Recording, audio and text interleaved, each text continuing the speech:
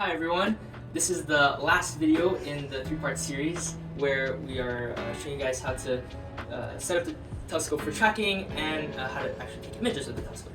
So I have here a Skyris camera lent to us by Wissam, and you guys might have some different equipment than we do, but the general setup shouldn't be too different. So before coming to the observatory, you will have to download 3 things from this CD. One of them is the driver for the computer to actually recognize the camera. The second one is the iCap software that actually takes the images, and a Registack software that compiles the images into for better quality. The imaging software and the Registacks you can find them online, but the camera driver has to come from the CD. And the camera comes with the instruction manual, and it gives in a lot more detail what we'll tell you today about the different settings and how to specifically set what you want for your whatever it is that you're observing. So the general setup is this: you have your laptop here connected with the camera via USB. And then on the actual telescope, you have the camera attached. So this is where the T-bracket. This is where the T-bracket usually goes in. You take this off, and you insert the camera, tighten the screws. The orientation that you put the camera in might changes the orientation of how the image is. So depending on how many things you're trying to get in frame. So like Jupiter and its moons, for example, you might want to turn the camera around to see if you can get whatever it is that you want to get inside. So then here, this is well, right now we're looking at the sun.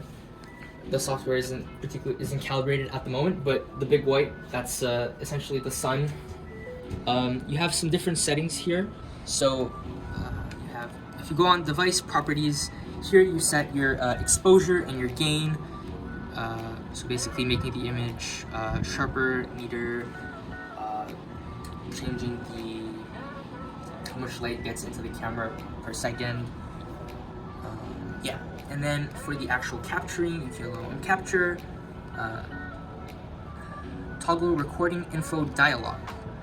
Click on that, you get this little pop-up right here.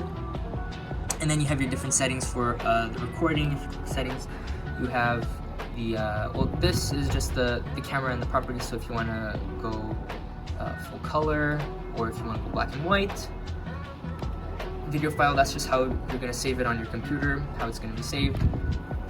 And then advanced is the actual settings for if you want it to automatically record for a certain period of time or for a certain number of frames, you do that here. Apply, and then click on the little red dot here, and it will start recording. And it will automatically finish if you have a set time. So I had 15 seconds set. So here the recording is going to run for 15 seconds at however many frames are set, and then it'll automatically stop and save to my laptop. Once that's done, you can open the Registack's software, and essentially you import your images here from the select. So take like an image of Jupiter, for example, or a video in this case. Here it's just an image, but you usually import a video. You set your alignment points. Basically, just go following the instructions that are in the little booklet. You can set some different settings. There's a lot of detail that you can put into this. It requires a lot of time to actually learn. But just for the basics, you kind of go clicking on these little buttons. They do automatic processes for you, and then you save it to your laptop, and you're pretty much set.